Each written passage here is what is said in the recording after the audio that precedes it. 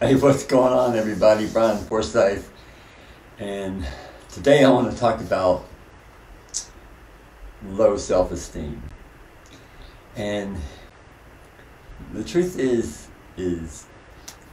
everyone kind of is battling this on some level, but some people are just naturally, they just have better self-esteem, or they have worked to uh, to raise it and to keep it, at this high level.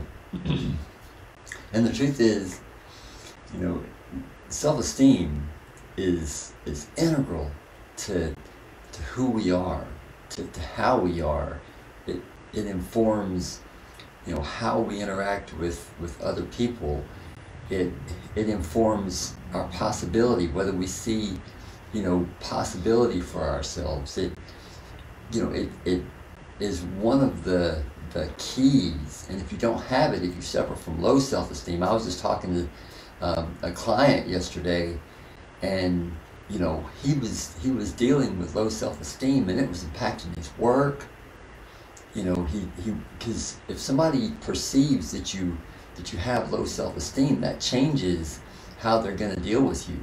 And in his case, it was changing, whether he was going to get promoted, whether he was going to get another job, because he really didn't like the job that he had, right then. So it's kind of a big deal. But how do you fix it? And so here's a real quick way to start working towards having better self-esteem, right?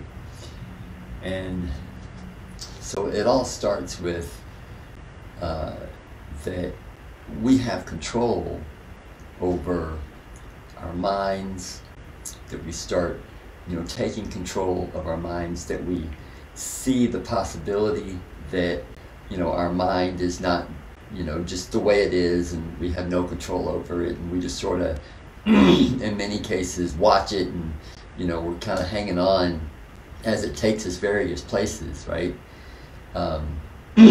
So excuse me. So the first step is to realize that we have power over where our mind goes, that we can make decisions whether we want to value a thought or not value a thought, that our thoughts are not our own, right?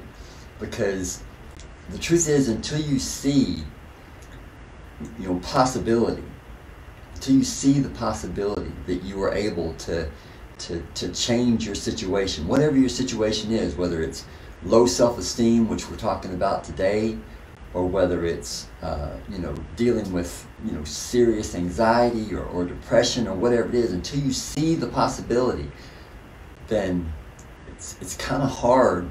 It's a challenge to really affect change. So it all starts with seeing the possibility, deciding that you are going to take control, and that you are going to work towards something, towards a goal that you see, whether it's beating low self-esteem, whether it's battling out from under this depression, these anxiety attacks that you're having, whatever it is. Until you see the possibility, then that's really your first step. And the sad thing is, especially with depression, it fools us into thinking that there is no hope, right? Because it kind of comes in, and it kind of, a lot of times it shows up, we're not prepared for it. So that's the first step. The first step is to really change our understanding of our relationship to our mind, that to decide that we have control, that we're going to take control and start moving in the direction that we want. Whether it's depression, anxiety, panic attacks, whatever it is. I'm not saying it's easy. It's not easy. I know it's not easy. I'm saying it's possible. I'm saying that all of human history screams that it's possible. It's possible for you. It's possible for anyone. And it all starts with you seeing that that's where you want to go and agreeing that it is possible for you. No matter what happened yesterday, no matter what happened 10 seconds ago, it is possible for you to make those changes that you really feel, that you really want in your life. No matter the tips, no matter the books, no matter what, until you have agreed that it is possible, that you have thrown off whatever sense of doom or fate or, whatever it is, until you've thrown off all of that, stuff that sort of weighs us down, that negativity, that this isn't going to work for me, that, I'm different, that it's not going to work, no matter how hard I try, it's just not going to work. Until you've thrown that off, no books, nothing is going to move you very far. Because first you have to agree, no more. You are going to take control. That it's possible for you to take control. So that's the first step. Now, this technique that I'm going to share it's very simple. It involves writing. And a lot of people are not with writing. A lot of people, start new technology and, computers and all that stuff. People don't like to write much. But, again, history shows there's power in writing. There's power in writing down goals. There's power in writing down, such things as if you've had a traumatic incident or you've had a massive fight with somebody and there's no way to interact with them anymore, but you're still carrying all that. Write it all down. Write all the, write that you forgive them, that, whatever it is, write it all down. Put it all down in paper. And then what I have done is to take all of that, put it in an envelope, address it, and then go outside where it's safe, on the concrete, and set it on fire. If you do it at night, it's really powerful.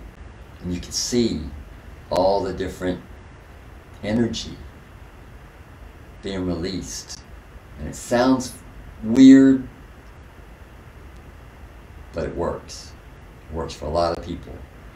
So the point is that, there are steps that you can take.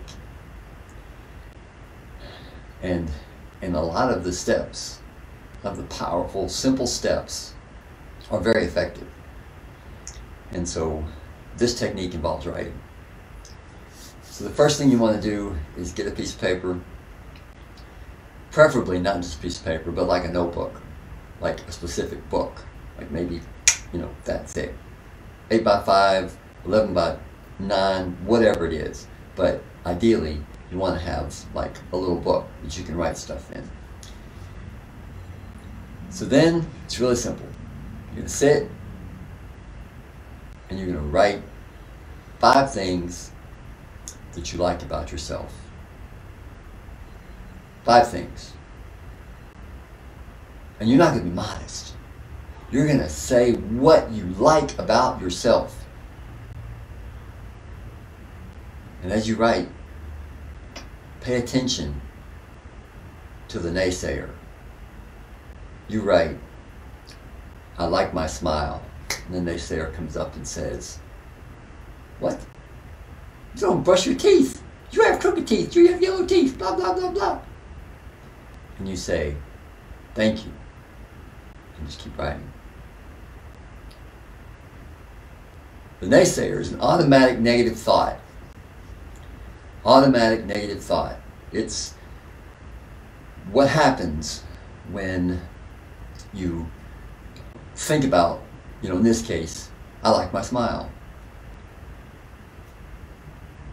And then immediately, a thought comes up against that. Like in my case, it might say that I have a gap in my teeth. You can't have a nice smile, look at that. That's an automatic negative thought. And automatic negative thoughts should be questioned, can be questioned. So as you're writing down, I like my smile, or I'm a great father, take note of the automatic negative thoughts and resolve to start paying more attention to those. Because the automatic negative thoughts, because they're automatic and they happen very fast, it's kind of important for you to pay attention to those and negate them.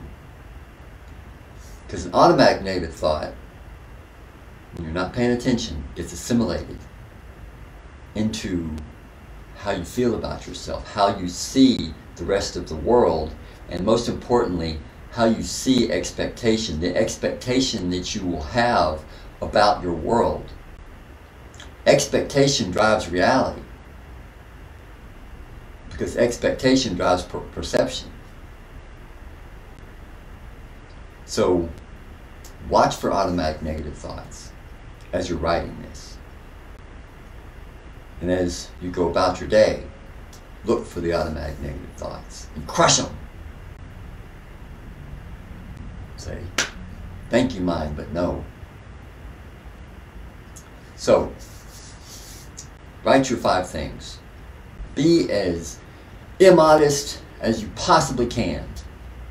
This exercise is to benefit you.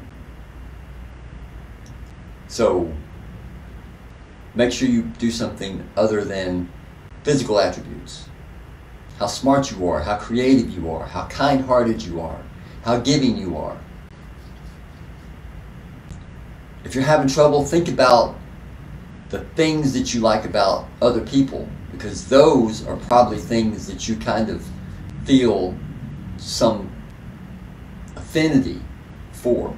So if you like, somebody's, the way that they smile, you might feel that you have a nice smile, right? So, write down 5 things.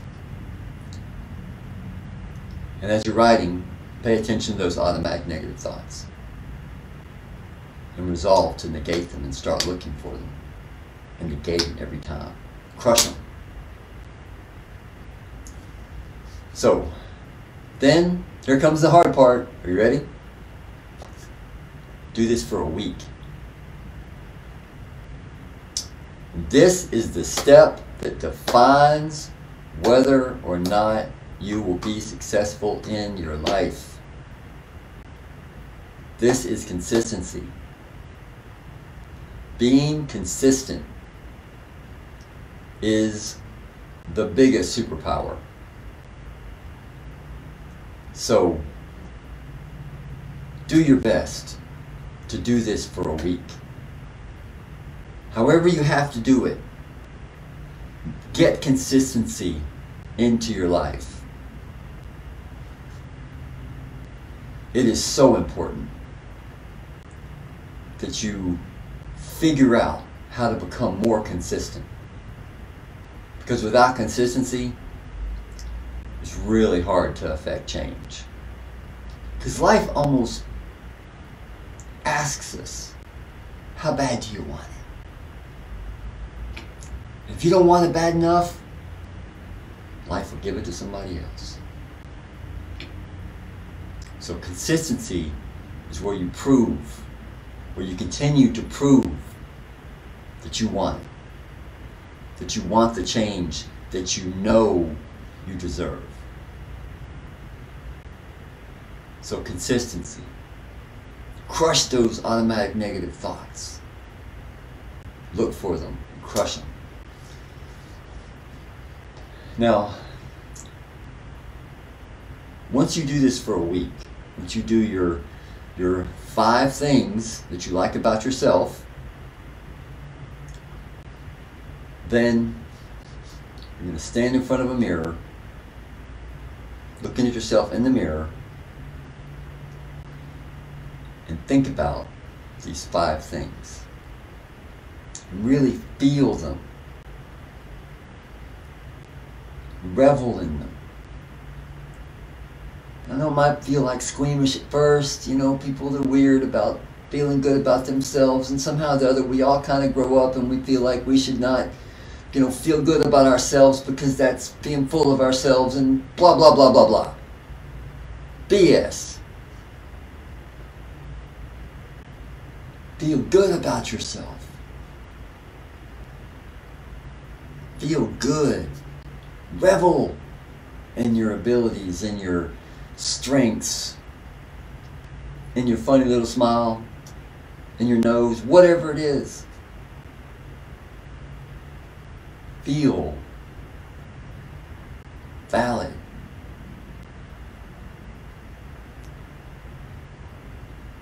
As you're reading these things. Know that what's magnificent about ourselves is that we are all different. And that the only reason why your crooked smile, your whatever it is, seems like it's so important is because we have been conditioned to feel that way about ourselves. And what you're doing now with this journal, you're breaking that. You're telling your mind, you're reprogramming your mind into seeing yourself as you are in reality. You're beautiful, you are kind, you are considerate, you are friendly, you are smart, you are creative, you are blessed, you are valued. You're breaking that chain of information that we've been taught since we were very young to not be full of ourselves. And in some cases, many cases, we've been taught to tear ourselves down so that other people can look good. And this weird thing that we learn as we grow up. So do this exercise. Consistency. With consistency. That's the key. Anything you do is going to require doing it more than once. So practice consistency. Get comfortable with being uncomfortable. Stand in front of that mirror. Read. Look. Read your sentence. Look at yourself. And agree. Feel the agreement. It's like, yes. Do this for a month. I'll bet you dollars and donuts that your self-esteem, you will totally have changed your self-esteem. So my name is Brian Forsyth. I'm with Radically Unstuck Consulting. And if I can help, please reach out. Wish you all the best. Namaste.